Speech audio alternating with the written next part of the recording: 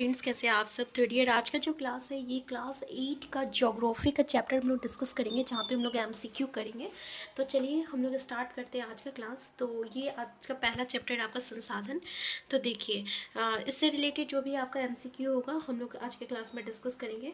ठीक है, तो पहला क्वेश्चन आपका प्राकृतिक संसाधन कौन सा है। जल, मशीन, कार और फोन।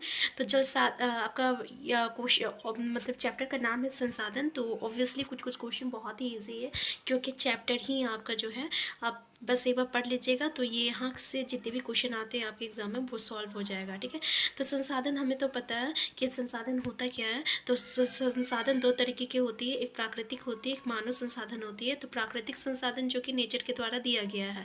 तो यहाँ पे देखिए अगर हम लोग जल, तो जल जो हो जाएगा ये प्राकृतिक संसाधन हो जाएगा। और मशीन, कार और फोन ये तो जो है मानव निर्मित संसाधन है। तो पहला जो रहेगा करेक्ट आंसर हो जाएगा। नेक्स्ट क्वेश्चन है पदार्थ की डैश उसे एक संसाधन बनाते हैं।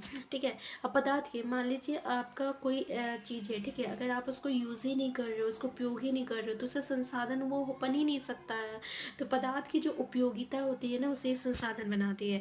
पहला ऑप्शन देखिए, माध्यम, उपयोगिता, इच्छा, उपयोग सभी। तो ऑब्वियसली आंसर बी हो जाएगा, उसकी उपयोगिता उसकी संसाधन बनाती है। नेक्स्ट है वैसे संसाधन जिसका एक ही बार उपयोग संभव हो और भंडार सीमित हो कहलाता है नवीकरणीय, पुनर्नवीकरणीय, रुपयोगी और अनवीकरणीय। तो देखिए जिसको हम लोग एक ही बार यूटिलाइज करते हैं और उसके बाद वो खत्म हो जाता है, उसको फिर से हम जो है बार बार प्रयोग नहीं कर सकते हैं, उपयोग नहीं कर सकते हैं, उसको हम लोग अनवीकरणीय संसाधन कहते हैं। तो नवीकरणीय, अनवीकरणीय से बार बार क्वेश्चन पूछा जाता है। इसको हम लोग जो है एक बार यूज़ हो जाता है तो इसको फिर से हम लोग रीयूज़ नहीं कर सकते। ये अनवीकरणीय है।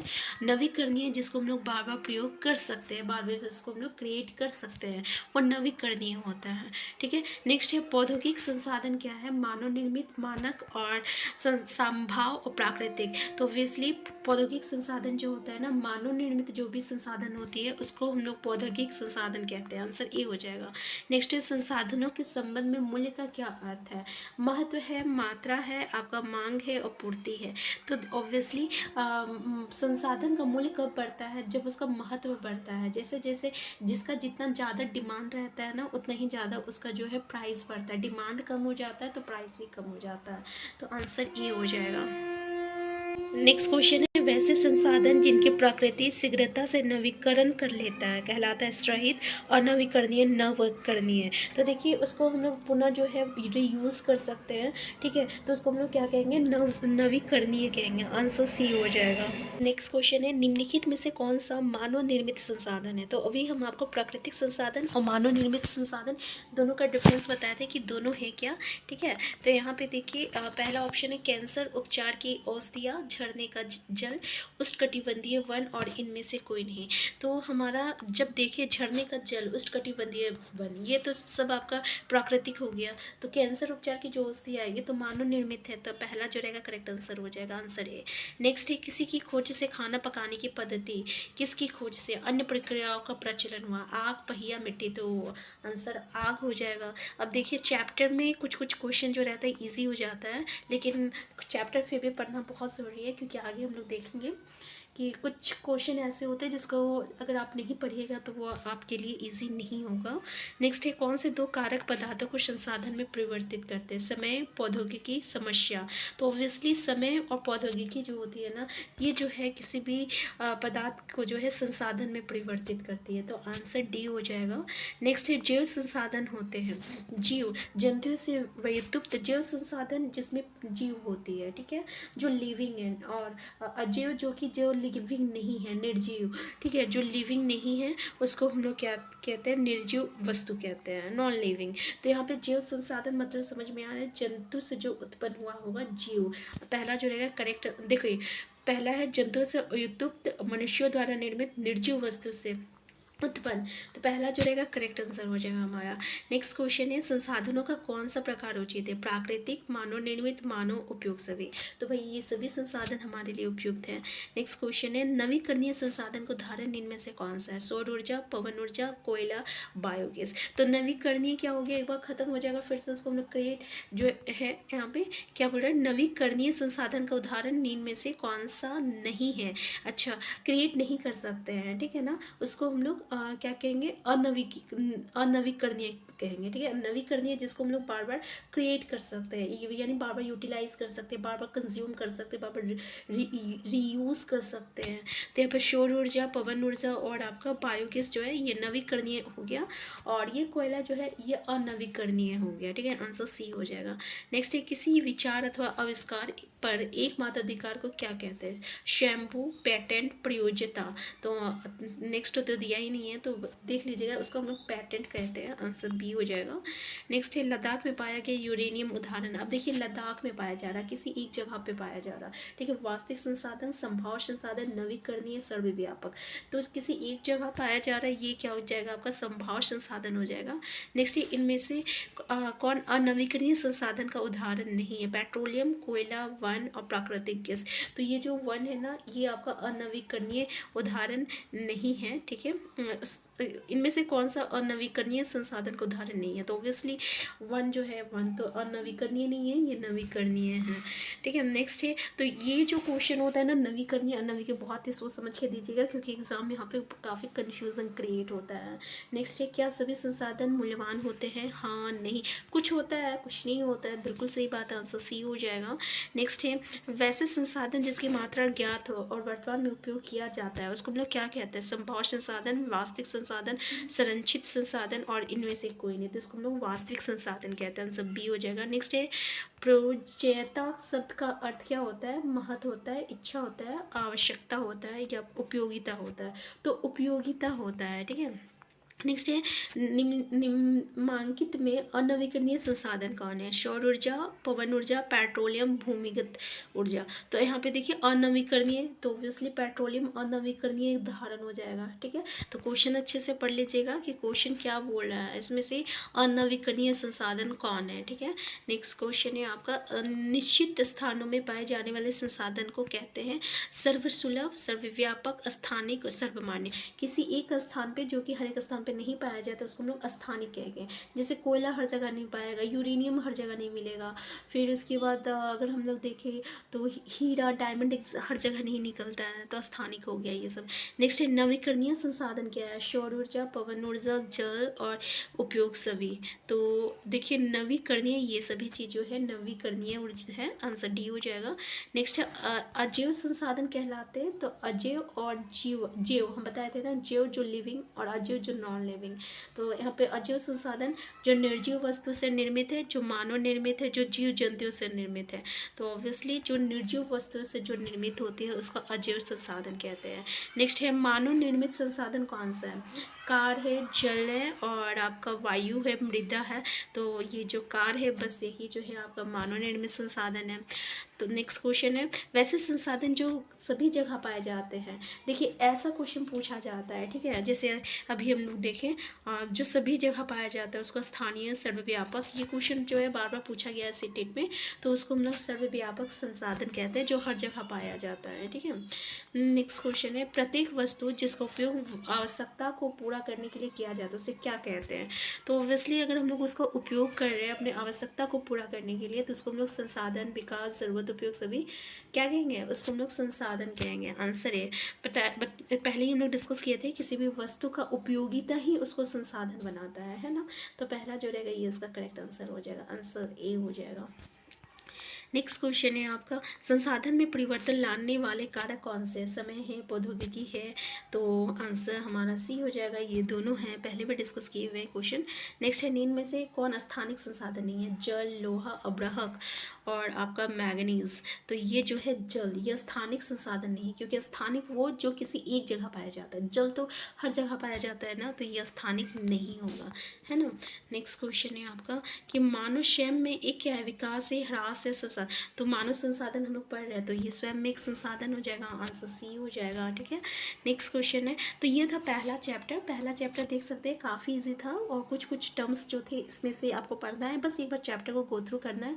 और अगर आप MCQ भी कर लिए तो वो भी आपके लिए ईजी हो गया होगा, ठीक है। तो नेक्स्ट चैप्टर जो है ये हम लोगों का भूमि, मृदा, जल, प्राकृतिक वनस्पति और वन्यजीव संसाधन है। चलिए इसका MCQ करते हैं। देखिए, विश्व वन दिवस कब मनाया जाता है? ये तो सीटेट का फेवरेट क्वेश्चन है 5 जून, 21 मार्च, 23 सितंबर, 1 जुलाई, कई बार पूछा गया है सीटेट में। तो यहाँ पे देख लीजिए विश्व वन दिवस बोल रहा है, ठीक है। तो ये है आपका 21 मार्च, वन दिवस बोल रहा है। नेक्स्ट है आपका मृदा के नवीकरणीकरण में सहायक कौन से हैं? वनोन्मूलन, अवधिभारण, रासायनिक उर्वरक और उपयोग सभी। तो ये सभी चीज़ें हैं। नेक्स्ट क्वेश्चन है आपका झारखंड में कितनी प्रतिशत भूमि पर वन फैला हुआ है? तो 29% पर जो है वन है। नेक्स्ट है अलवन जल कितने प्रतिशत है? तो 2.1, 2.7, बस याद रखिएगा 2.7। देखिए हमारे टाइम वेस्ट करना बिल्कुल नहीं है, क्योंकि चैप्टर को हम लोग अच्छे से पढ़े हुए हैं, तो इसलिए MCQ में जो है आप यहाँ पे आंसर देख सकते हैं 2.7%। और हम ज़्यादा ऑप्शन पे टाइम भी वेस्ट नहीं करते। नेक्स्ट है रेगड़ मृदा किसे कहते हैं? लाल मृदा, काली मृदा, जलोढ़ मृदा और लेटराइट मृदा। तो काली मृदा को हम लोग रेगड़ मृदा कहते हैं। तो इसका जो आपका दूसरा नाम है इसको भी याद रखिएगा, क्योंकि हम लोग काली मृदा जानते हैं, ठीक है, तो इसी को हम लोग रेगड़ मृदा भी कहते हैं। नेक्स्ट है बेतला राष्ट्रीय उद्यान झारखंड का एकमात्र राष्ट्रीय उद्यान है। ये किस जिले में? गुमला, लातेहार, पलामू और गढ़वा। तो ये लातेहार जिले में है। नेक्स्ट है नवीकरणीय प्राकृतिक संसाधन क्या है? जल, वायु, ऊर्जा, ये सभी चीज़ें हैं। आंसर डी हो जाएगा। नेक्स्ट है निम्नलिखित में से कौन सी विधि तीव्र ढालों पर मृदा अपरदन को रोकने के लिए सर्वधानिक उपयुक्त है? रक्षक मेखला, मल्चिंग और आपका सर्वेक्षण रेखीय जुताई। तो आंसर सी हो जाएगा हमारा, ठीक है। नेक्स्ट है लवणीय जल कहाँ पे है? नदी, नलकूप, महासागर। तो क्या हो जाएगा आपका आंसर? लविन, महासागर। यहाँ पे नदी, नलकूप, देखिए लवणीय जल है ना, महासागर में कैसे होगा? देखिए यहाँ पे लवणीय जल कहाँ पे होता है, कहाँ पे होता है बोला, आंसर सी हो जाएगा। यहाँ पे नदी नलकूप नहीं होगा, ठीक है। आंसर डी गलत दिया हुआ, क्योंकि मिसप्रिंट होता है, तो आंसर सी हो जाएगा महासागर। समुद्र महासागर की जल जो होती है लवणीय होती है, जिसमें नमक होती है। नेक्स्ट है मृदा निर्माण के कारक क्या है? वायु दाब, जलवायु, चंद्रमा का गुरुत्व यानी गुरुत्वाकर्षण, जिसको हम लोग ग्रेविटेशनल फोर्स कहते हैं। तो जलवायु हो जाएगा, आंसर बी हो जाएगा। नेक्स्ट है झारखंड में कितनी प्रतिशत भूमि कृषि योग्य है? 23%, 37, 18 और 28%। तो आंसर ए हो जाएगा 23%। नेक्स्ट है सभी जीवित जातियां जीवित रहने के लिए एक दूसरे पर निर्भर रहती है, और इस जीवन आधारित तंत्र को क्या कहते हैं? जीव तंत्र, परितंत्र, प्राणी तंत्र, स्थान तंत्र। तो ये क्वेश्चन पूछा जाता है, इसको हम लोग परितंत्र कहते हैं, ठीक है। परितंत्र क्या होता है, फिर 3-4 डेफिनेशन पूछा दिया जाएगा, तो ये भी ऐसा भी पूछा जाता है। नेक्स्ट है मृदा संरक्षण की विधियां कौन सी है? मल्य बनाना, वेदिका बनाना और समक्षय रेखिया द्वारा। तो ये सभी चीजें हैं, आंसर डी हो जाएगा। नेक्स्ट है कपास की खेती के लिए कौन सी मृदा उपयुक्त होती है? काली मृदा, वन मृदा, जलोढ़ मृदा। तो ये क्वेश्चन पूछा जाता है, ठीक है, तो काली मृदा याद रखिएगा। नेक्स्ट है भूमि का उपयोग डैश द्वारा निर्धारित होती है? स्थानांतरित, जनसंख्या, प्रौद्योगिकी। तो ये सभी चीजें हो जाएगा, आंसर डी हो जाएगा हमारा।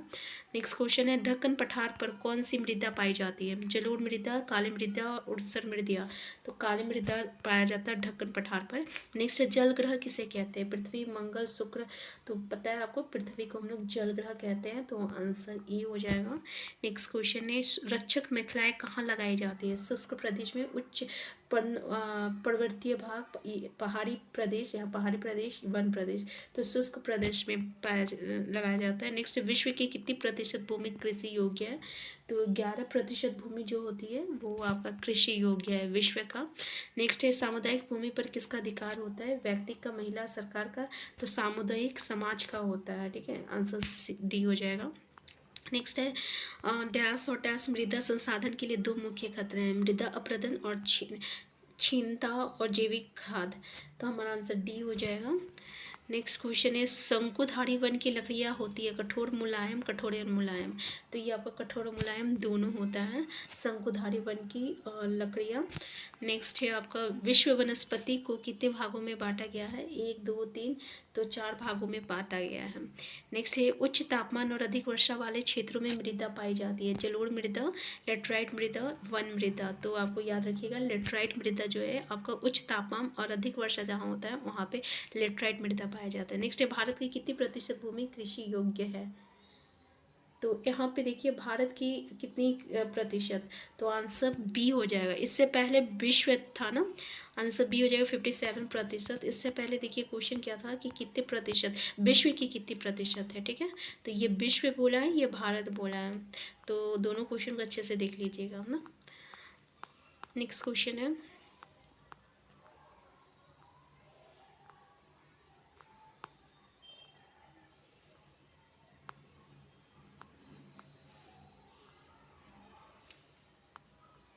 तो कितना परसेंट हो जाएगा आपका, 57%, 57% पे जो है आपका भारत में 57% भूमि पर जो है कृषि योग्य है। नेक्स्ट है, भारत में किस प्रकार की मिट्टी पाई जाती है, जलोढ़, काली, लेटराइट, ये सभी मिट्टी जो है भारत पे पाई जाती है। नेक्स्ट है, अनावृत चट्टानों का टूटना, अश्रय होना क्या कहलाता है, अप्रच्छ, मृदा अपरदन और गलीज, तो इसको हम लोग अप्रच्छ कहते हैं। नेक्स्ट है, सामुदायिक भूमि को डैश भी कहा जाता है, निजी भूमि, साझा संपत्ति, संसाध और व्यक्तिगत, तो इसको हम लोग साझा संपत्ति कहते हैं। निजी और व्यक्तिगत तो जो हो गया वो पर्सनल जो होता है। नेक्स्ट है, अलवण जल कितने प्रतिशत उपलब्ध है, 2%, 1%, तो सिर्फ 1% हो जाएगा आंसर बी। नेक्स्ट है, स्थलमंडल, जलमंडल, वायुमंडल के बीच जुड़े एक संकरे क्षेत्र को क्या कहते हैं, तो यहाँ पे देखिए स्थलमंडल जल, इसको तो हम लोग क्या कहते हैं, जीवमंडल कहेंगे। यहाँ पे कुछ और दिया हुआ रहेगा, यहाँ पे पुराना मंडल, मतलब ये तो ऑप्शन गलत ही है, उपवन मंडल, लेकिन याद रखिएगा जहाँ तीनों मंडल मिलते हैं वहाँ पे जीव मंडल, जीव पॉसिबल होता है, यहीं पे लाइफ पॉसिबल होती है, इसलिए हम लोग इसको जीव मंडल कहते हैं, तो आंसर सी हो जाएगा। नेक्स्ट है, सर्वोच्च रेखा जुताई कहाँ की जाती है, पर्वतीय ढाल, मैदान भाग, नदी घाट, डेल्टा, तो इसको पर्वतीय ढाल हो जाएगा, आंसर ये हो जाएगा। नेक्स्ट है, डैश मृत जीव जंतुओं को खाने के कारण एक अपमानजनक है, अपमानजनक, सॉरी, अपमानजक है, डैश मृत्यु जीवों जंतु को खाने के कारण, चूहा, सांप, गिद्ध और नेवला, क्या हो जाएगा, गिद्ध।